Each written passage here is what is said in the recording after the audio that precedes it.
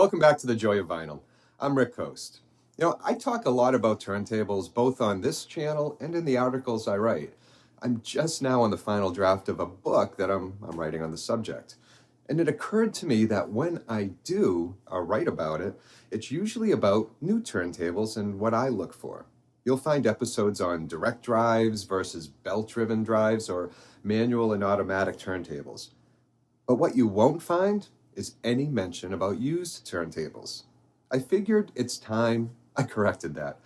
So what about used turntables? Should you buy them? Well, of course you should.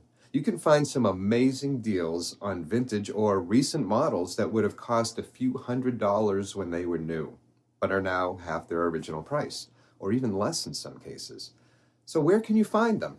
Well, the list is endless. Some places that immediately come to mind are flea markets, yard sales, eBay even. Used record stores sometimes have a decent collection of used turntables, set aside, for people to look at. So when you see one, what do? Well, if it's not urgent and you don't have to make a quick decision, grab the model number or take a picture of it and do some research.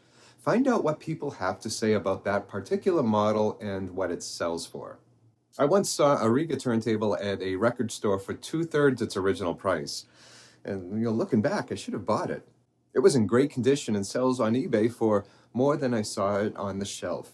Now, if you're pressed for time, there are some things you can look for to help make a decision.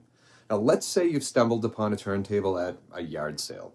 You know how yard sales go. It's always first come, first served, and chances are if you step away from it for a few minutes, someone else will come along and grab it. Things you'll want to look at is its condition. Does it appear to have been cared for? Look beneath it, pick it up and look underneath, and also test the lid. Does it close properly? Now, how does the cartridge and the tone arm look? Lift it and, move it around a bit. Now, don't worry about the stylus. You won't be using the stylus. Always buy a new one, no matter what the rest of the turntable's condition actually is.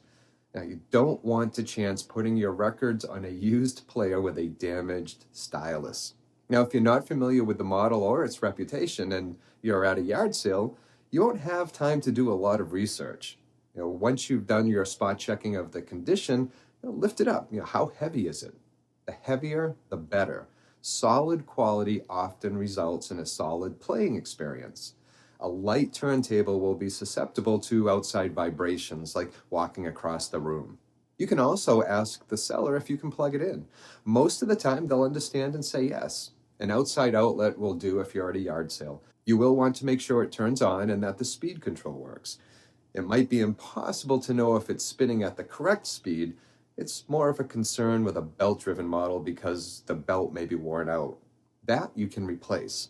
I have a cool little app on my iPhone called RPM. It's free, and it uses the phone's internal gyroscope to measure speed. The free version also allows you to test for 33 1/3.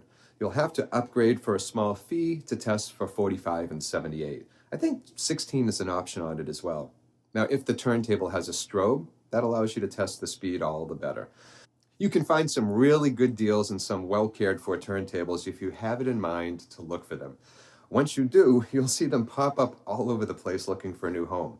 And don't get caught up in it has to be new or anything like that. Don't let a great opportunity pass by. You know what else you shouldn't let pass by? The chance to subscribe to this channel. It's easy. Just click the subscribe button. And after you've done so, you can click on the little bell icon to be notified of new episodes. So until next time, please take care of yourself and enjoy your records.